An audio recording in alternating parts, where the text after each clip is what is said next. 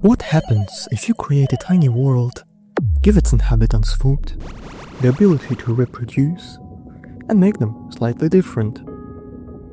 Well, apparently, you end up with something like this. And technically, these are just shades moving around the screen. But if we add enough rules, will the house eventually turn into something ordered?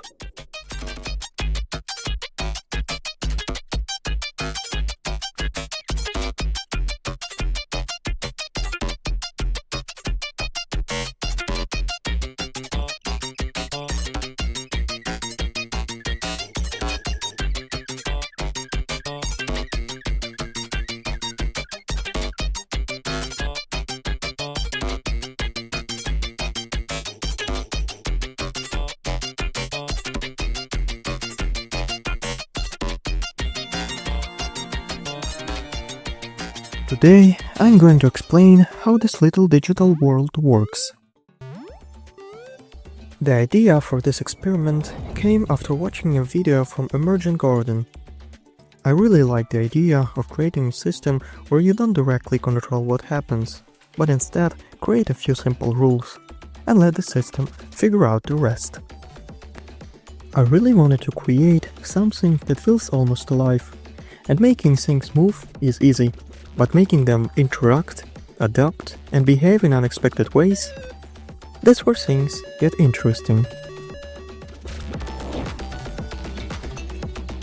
The simulation would be exactly 666 by 666 pixels. Why?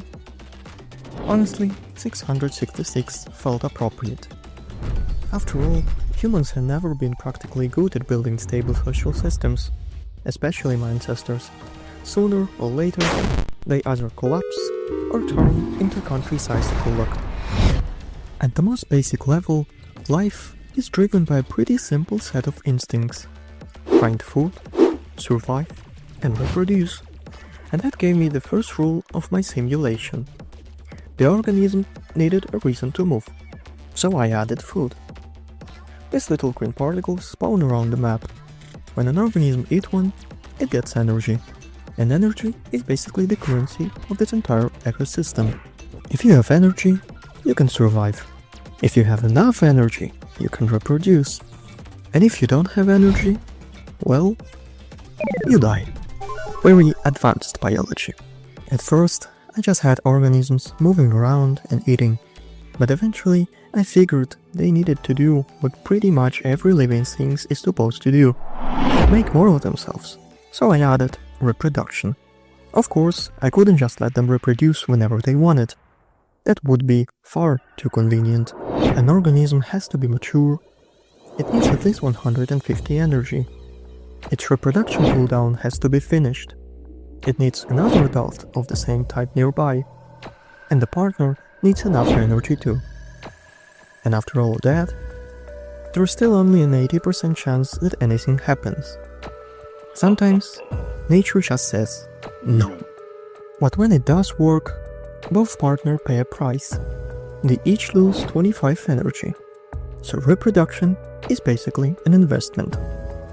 And suddenly, the screen starts filling with these little dots. But watching identical squares reproduce over and over again wasn't particularly exciting. So I added variation. Organisms could now have different sizes. And size affects things like health and movement speed. But random size alone isn't really evolution. I wanted the organism to actually develop different strategies. So as I kept developing my simulation, I started giving the organism their own genetic traits. Things like aggression, fear distance, social behavior, and other characteristics could now vary from one generation to the next. And with a little bit of mutation thrown in, every new generation could be just slightly different from the last. So imagine two organisms. One is relatively peaceful. The other is basically a psychopath. The psychopath might hunt more often, which means it can potentially get more energy, which means it might reproduce more, which means its traits can become more common in future generations. Natural selection? But then, I realized something. Survival is nice. Harmony is nice. Peace is nice. But there is one thing history has taught us. War has always been, and probably always will be. But why the war happens in the first place? Well, as far as I understand it, they often start with something very simple. A difference. A different group. A different interest. A different way of doing things. So I decided to add exactly that. Another type of organism. Circles. The squares were fast and aggressive. The circles were slower, healthier, and much more peaceful. So naturally, I gave the squares a reason to go after them. Whenever they were hungry, the squares would hunt for circles. And at first, the result was completely one-sided. The circles had basically no way to fight back. They would run away, hide in the corners, and probably blame their creator for the fate of their species. Which, to be fair, was completely justified. But I didn't want them to just wander around randomly. So I gave the organism a way to organize themselves. I introduced the alpha system. So there are basically two ways to become a leader. You can be born lucky, or you can demonstrate your superiority by killing other living beings. Not the worst system I've ever heard of. Once an alpha exists, other organisms can join it. Each organism has a socialization trait. The more social it is, the more likely it is to join a group.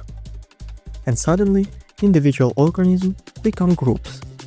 Groups become clusters, and clusters become little digital societies.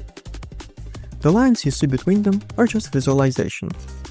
They don't actually do anything, but they make the simulation look more attractive, I guess.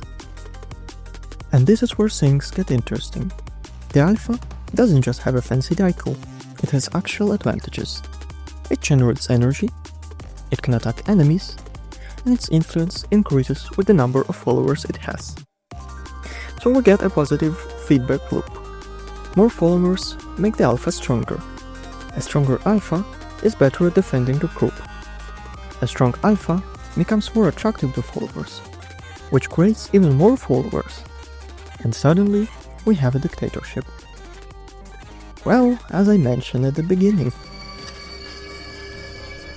But power creates another problem. What happens if one of the followers becomes stronger than the leader? Well, they can stage a coup. A follower needs enough kills and a higher alpha score than the current leader. And then there is a chance that the revolution succeeds. The old leader becomes a follower. The new leader takes over. So the simulation has social groups, leaders, political powers, and coups. But there is something missing. What can be better than two enemy groups fighting for their survival? Correct. 3 groups. 2 species weren't enough. I wanted the ecosystem to be less predictable. So I added a third one. The triangle. And now we have a simple predator cycle.